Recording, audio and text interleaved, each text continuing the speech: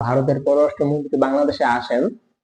তো আসার পর ভারতের পররাষ্ট্রমন্ত্রী বাংলাদেশের সাথে আবদার রাখেন যে এই নির্বাচনে, প্রথম আবদার হচ্ছে যে এই নির্বাচনে যাতে আওয়ামী লীগকে নির্বাচন করার সুযোগ দেওয়া হয়।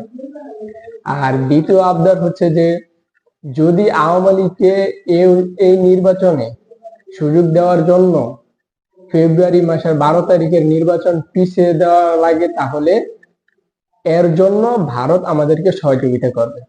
আমি বলতেছি, এটা কি মগের মুল্লুক, এটা কি মামার বাড়ি আবদার নাকি যে ওনারা যা বলবে আমরা তাই মেনে নিব? আর আমার কথা হচ্ছে, যদি এটা মেনে নেওয়া হয় তাহলে আমি মনে করি যে ভারতের হাতে বাংলাদেশকে আবার তুলে দেওয়া হবে। আর এটা তো আমরা কোনো মতে মেনে নিব না। তো আমি বলতেছি যে আমরা আমাদের সকলের নিজ নিজ জায়গা থেকে নিজ নিজ দায়িত্বে এটা যাতে না হয়, তার কারণে আমরা সবাই ঐক্যবদ্ধ থাকি যাতে এই ঘটনা দ্বিতীয়বার বাংলাদেশে না ঘটে।